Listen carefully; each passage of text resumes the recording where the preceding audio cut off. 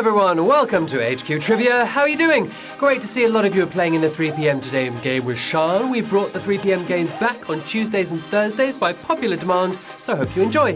I'm Beric Livingstone and today is Ada Lovelace Day. Now, I've said before how ridiculous I think many of these so-called days are. There's like World Biscuit Day and Slug Day and probably National Flip-Flop Day, but Ada Lovelace Day is worth celebrating, partly because it helps remember a fascinating woman many call the world's first computer programmer, and also because it's designed to encourage opportunities for women working in science and tech. Ada Lovelace was Byron's daughter and, unlike almost all girls of her time, was educated in maths and science. She had a slight gambling addiction and devised some systems that didn't work at all, and she lost thousands. Oops. But she also knew Charles Dickens, she knew Michael Faraday, she wrote what people have called an early computer algorithm, and perhaps most importantly, she foresaw that computers might one day do much more than simple calculations. She's an interesting figure in tech history, so as a host on a tech-based quiz, I salute you, Ada Lovelace. Now, let's see if your intellectual computing power can beat today's tricky trivia challenge, a £1,000 prize to win or split if you can get all of our 12 questions correct, 10 seconds for each one, use extra lives to stay in the game. You know the drill. Here comes Q1. Moving to a worse situation is known as jumping out of the frying pan into the what? Swimming pool, fire, sand pit. Yes, steaming your food is much safer. If you jumped for the sand pit, then you're stop, drop, and rolling out of here, making the frying pan look chilled. It's the fire. The fire, the right answer. Let me stand next to your fire. 63,903 of you getting that right. And 2,000 people thinking sandpit. Okay, well, onwards. Q2. The Animator was an electronic version of which mechanical drawing toy? Scratch and Itch, Light a Match, Etch-a-Sketch. Yes, not Reanimator, but The Animator. Reanimator, of course, is a classic 80s horror comedy. We don't want that. This was every child's favourite toy, but we're not looking for a box of matches here. Even harder than regular drawing, it was the Etch-a-Sketch. Yes, told the Télécran in France where it originated, 60,371 of you getting that right. Now, Thursday night is still theme night. We've got a special one coming up this week with a few surprises, and the theme will be games. Board, computer, all kinds of games. Come and play on Thursday night. It will be fabulous. Onwards to Q3. John Turode and Greg Wallace are the judges on which BBC TV programme? Mastermind, MasterChef, Masters of the Universe. Now, we had the Mind in the 70s, the Universe in the 80s, the Chef in the 90s. It's kind of like a creationist ascent of man there. Anyway, 3 shows crammed with masters, but who gets judged by John and Greg? Liking a buttery biscuit base? It's MasterChef. Of course it is. And cooking up a storm, 56,085 of you. Well done. Love a bit of MasterChef. Tasty work. Onwards to Q4. Which of these is not currently a sweet colour in a standard packet of Smarties? Violet, white, brown. Smarties have been around in one form or another since 1882, and we've done some extensive research here in the HQ studio for this question. They're all valid colours, but who is too dumb to make it into a packet of Smarties these days, leaving their exam papers blank? It's white. White is the right answer here. 47,415 of you know your Smarties. Yeah, they used to have white for a while when they changed to natural colours, but now we've got light blue again. Q5. In 2017, NME magazine declared that which song contained the greatest guitar solo of all time? Stairway to Heaven, Sweet Child of Mine, Paranoid Android. No Comfortably Numb. No All Along the Watchtower. Not even a Layla on this list. Well, whatever. They're the whole reason we played Guitar Hero, by which solo got crowned by NME. Whoa! Sweet Child of Mine. Yeah. Sweet Child of Mine is the right answer. 19,175, you got that right, but that was a savage question. Savage on the solo there. Slash's solo achieves 2 impossible feats, getting more exciting with each note and outsquealing Axl Rose. Maybe that's why they picked a Q6. Who was the last British monarch to be buried outside of the UK? Richard I, George I, Edward VIII.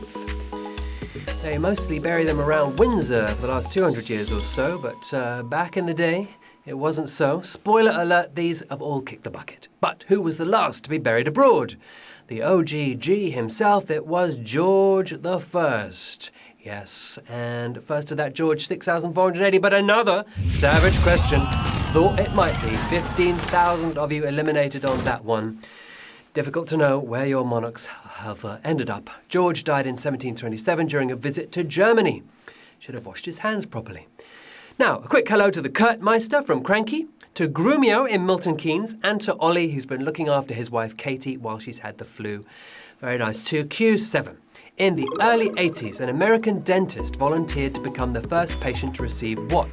Bionic arm, chimp's kidney, artificial heart.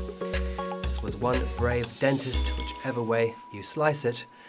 3 unusual Christmas presents, but what did Dr. Jarvik give Barney Clark? Better at pumping blood than pumping iron. It was an artificial heart.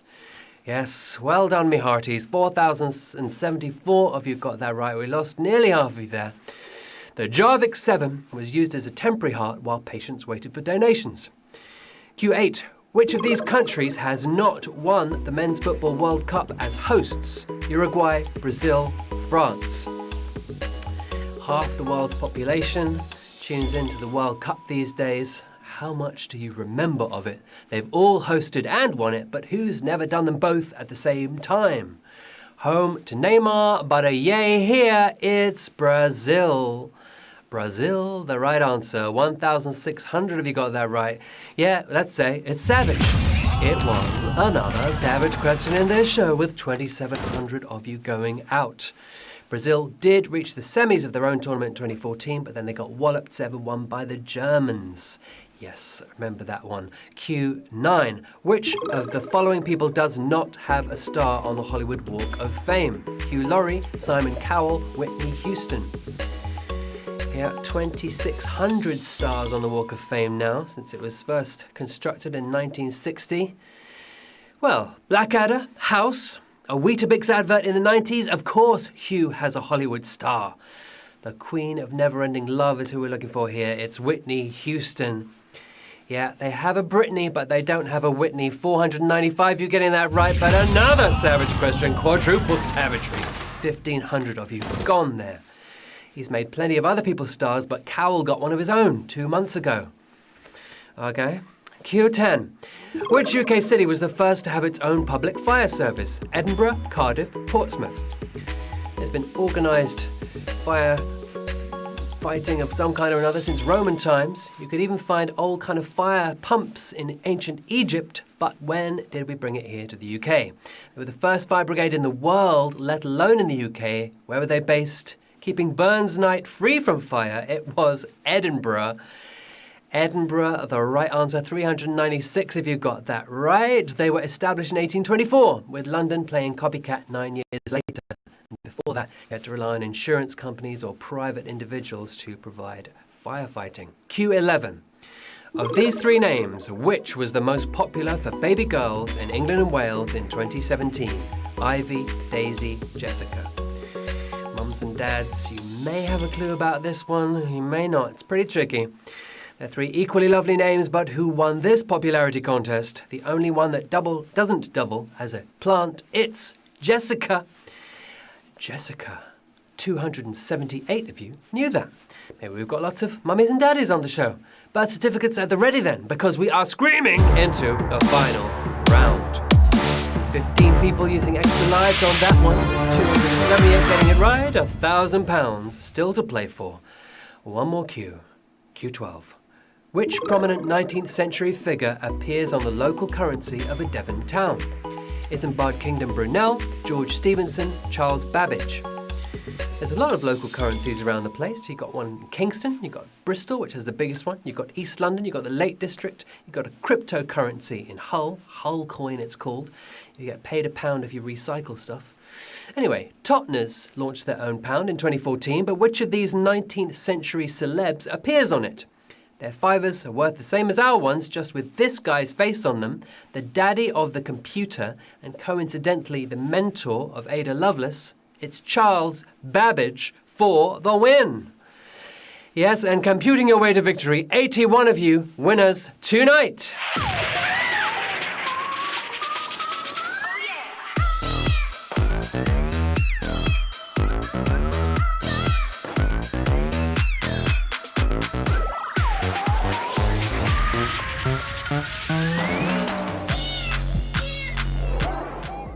well done to you, 81.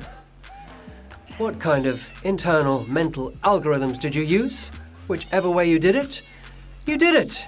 £12.34 or £12.35 are coming your way for defeating our 12 tricky trivia questions. So congratulations to Matt von Christel, to True Game 24, to Floxur, who seems to be sideways, or maybe it's just the way I'm looking at it, to Hiroshuvo 11 in the car there, to, what's that little BB-8, is it down there? Anyway, all of you, well done. Great to see you as ever. I'm Beric Livingstone. Find me on the Twitter-ramagram or the Insta-Minstagram. Tell me if you want to shout, let me know how you did, etc., etc. We have game theme night on Thursday night, a 3 p.m. game on Thursday day, but before that, we're back tomorrow night at 9 p.m. for our regular show with another £1,000 prize. Until then, good night.